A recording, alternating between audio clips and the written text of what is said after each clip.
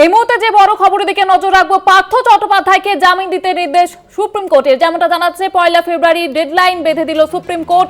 Trial কোর্টকে নির্দেশ supreme কোর্টের, 31 ডিসেম্বরের মধ্যে ট্রায়াল কোর্টকে চার্জ ফ্রেম শেষের নির্দেশ। ইডি মামলায় জামিন দিতে নির্দেশ দেওয়া হয়েছে প্রাক্তন শিক্ষামন্ত্রীকে। আপনাদের জানিয়ে রাখবো, বছর শেষে বড় নির্দেশ দেওয়া হয়েছে সুপ্রিম কোর্টের তরফ থেকে। পার্থ চট্টোপাধ্যায়ের জামিন মঞ্জুর করল সুপ্রিম কোর্ট। ইডির মামলায় তাকে জামিন দেওয়া হয়েছে। আদালত জানিয়েছে যে 1 ফেব্রুয়ারির মধ্যে পার্থ চট্টোপাধ্যায়ের জামিন পাবেন। এ মাসের মধ্যেই চার্জ গঠন করতে হবে ইডিকে। জানুয়ারি দ্বিতীয় সপ্তাহের মধ্যেই মামলার সঙ্গে গুরুত্বপূর্ণ সাক্ষীদের বয়ান নেওয়ার চেষ্টা করবে ট্রায়াল কোর্ট। পার্থকে ট্রায়াল কোর্টের সঙ্গে সম্পূর্ণ সহযোগিতা করতে হবে। একাধিক শর্তে জামিন পেলেন পার্থ চট্টোপাধ্যায়।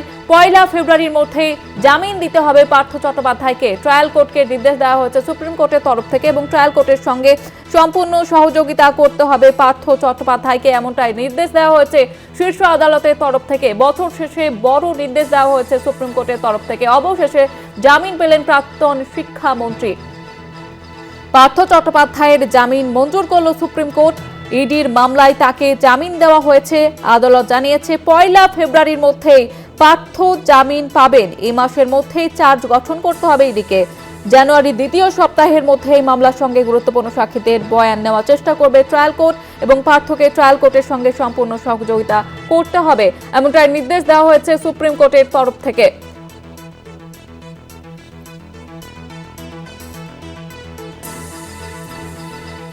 এ বিষয়ে আরো বিস্তারিতভাবে জানবো, হাইকোর্ট থেকে সরাসরি রয়েছে প্রতিনিধি পীযূষ কান্তি নাগ। পীযূষ কান্তি, কোন কোন শর্তে জামিন দেওয়া হয়েছে সে বিষয়ে আমরা জানার চেষ্টা করব। তবে যেমনটা আপনাদের জানাচ্ছিলাম যে 31 ডিসেম্বরের মধ্যে ট্রায়াল কোর্টকে চার্জ ফ্রেম করার নির্দেশ দেওয়া হয়েছে সুপ্রিম কোর্টের তরফ থেকে।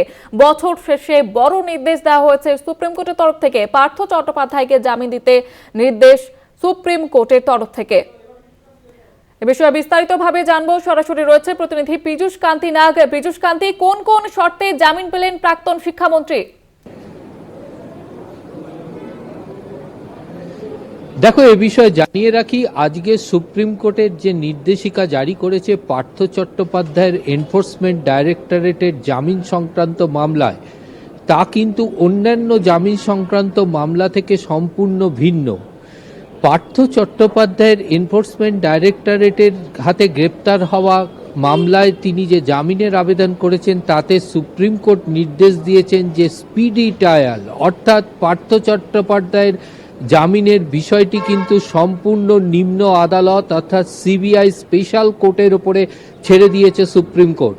সুপ্রিম কোর্ট এখানে রায় দিতে গিয়ে পরিষ্কার জানিয়েছে যে পার্থ চট্টোপাধ্যায়ের এনফোর্সমেন্ট ডাইরেক্টরেটের মামলাটি দ্রুত নিষ্পত্তি করতে হবে। এক্ষেত্রে সুপ্রিম কোর্ট সময়সীমা বেঁধে দিয়েছে এবং যে শর্তের কথা তুমি বললে, এই সম্পূর্ণ শর্তগুলি কিন্তু নিম্ন আদালতের ওপরে ছেড়ে দিয়েছে সুপ্রিম কোর্ট। নিম্ন আদালতের ওপর শর্ত দেওয়া হয়েছে আগামী উইন্টার ভ্যাকেশন আদালতের তার আগে 30 ডিসেম্বরের মধ্যে চার্জ ফ্রেমের বিষয়ে সিদ্ধান্ত গ্রহণ করতে হবে সিবিআই স্পেশাল আদালতকে এবং 1 ফেব্রুয়ারির আগে অর্থাৎ জানুয়ারি মাসের দ্বিতীয় এবং তৃতীয় সপ্তাহের মধ্যে সমস্ত সাক্ষ্য গ্রহণ শেষ করতে হবে নিম্ন আদালতকে। প্রসঙ্গত বলে রাখি যে এনফোর্সমেন্ট ডাইরেক্টরেটের এই মামলায় প্রায় 144 জনের মতো সাক্ষী রয়েছে, অর্থাৎ নিম্ন আদালতকে এই 144 জনের যেমন সাক্ষী গ্রহণ করতে হবে, সেই সাক্ষীদের আবার ক্রস ভেরিফিকেশন, ক্রস সাক্ষীও নেবেন পার্থ চট্টোপাধ্যায়ের আইনজীবী। এই রায় দিতে গিয়ে সুপ্রিম কোর্টের বিচারপতি সূর্যকান্ত কিন্তু পরিষ্কার বলেছেন যে এই যে ঘটনা, শিক্ষক নিয়োগের ঘটনা ঘটেছে, তা যে সমাজের ওপর প্রভাব পড়েছে সেটা সুপ্রিম কোর্ট অস্বীকার করা যায় না। তবে সুপ্রিম কোর্ট মনে করছে না যে কাউকে কারাগারে আটকে রাখা বা কাউকে জেল হেফাজতে রাখা মানেই তার মাধ্যমে তাকে শাস্তি প্রদান করা। অর্থাৎ এক্ষেত্রে আইনজ্ঞ মহল মনে করছে যে কোনো অভিযুক্তকে যদি তার বিচারের আগেই দীর্ঘদিন কারাগারে আটকে রাখা হয় সেটা তার শাস্তির সমান, এমনটার জন্যই কিন্তু সুপ্রিম কোর্টের এই মন্তব্য। সুপ্রিম কোর্ট পরিষ্কার জানিয়ে দিয়েছে যে 1 ফেব্রুয়ারির আগে সমস্ত সাক্ষ্য গ্রহণ প্রক্রিয়া তাকে শেষ করতে হবে সিবিআই স্পেশাল কোর্টকে এবং তারপরেই 1 ফেব্রুয়ারি পার্থ চট্টোপাধ্যায়ের জামিন পাবেন এমনটাই নির্দেশ সুপ্রিম কোর্টে। এর আগে সুপ্রিম কোর্টে এই ধরনের জামিন মামলায় কোনোভাবেই কিন্তু সুপ্রিম কোর্ট এই ধরনের শর্ত নিম্ন আদালতের ওপর শর্ত আরোপ করে জামিন মঞ্জুর করেনি। সাধারণত সুপ্রিম কোর্টে জামিন মঞ্জুর হয়েছে সেই দিনকেই জামিনের নির্দেশিকা জারি হয়েছে, কিন্তু নিম্ন আদালতের ওপর শর্ত দিয়ে এই ধরনের জামিনের নির্দেশিকা জারি, এটা কিন্তু আইনজ্ঞ মহলের কাছে একটি ভিন্ন বিষয় বলে মনে করছে আইনজ্ঞ মহল। অর্থাৎ পার্থ চট্টোপাধ্যায় এনফোর্সমেন্ট ডাইরেক্টরেটের মামলায় জামিন পাবেন 1 ফেব্রুয়ারি, এই মুহূর্তে নয়। যদিও এনফোর্সমেন্ট ডাইরেক্টরেটের মামলায় জামিন হলেও পার্থ চট্টোপাধ্যায় কিন্তু এখনও সিবিআই এর মামলায় জেল হেফাজতে রয়েছে। এখানে মনে রাখতে হবে যে সিবিআই এর যে কটি মামলা আরসির এগেনস্টে অর্থাৎ অভিযোগের এগেনস্টে পার্থ চট্টোপাধ্যায়কে গ্রেপ্তার করা হয়েছে, তার মধ্যে সম্প্রতি গ্রেপ্তার হওয়া একটি অভিযোগ ছাড়া বাকিগুলি কিন্তু কলকাতা হাইকোর্টে বিচারাধীন অবস্থায় রয়েছে। তার কারণ ডিভিশন বেঞ্চের মধ্যে দুই বিচারপতির মধ্যে মতপার্থক্য তৈরি হওয়ায় মামলাটি বর্তমানে তৃতীয় বেঞ্চে অর্থাৎ বিচারপতি তপব্রত চক্রবর্তীর বেঞ্চে বিচারাধীন অবস্থায় রয়েছে। অর্থাৎ সেই মামলার নিষ্পত্তির ওপরেই অনেকটা নির্ভর করবে পার্থ চট্টোপাধ্যায় জামিনের ভবিষ্যৎ।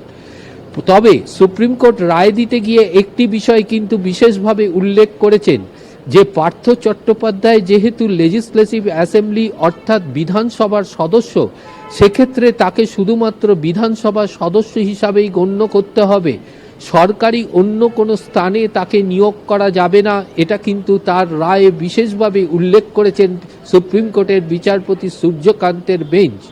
অর্থাৎ এক কথায় বলা যেতে পারে যে পার্থ চট্টোপাধ্যায়ের জামিন ডিসেম্বরে নয়, জানুয়ারিতে নয়, ফেব্রুয়ারি মাসের 1 ফেব্রুয়ারির পরেই কিন্তু জামিন মঞ্জুর হবে।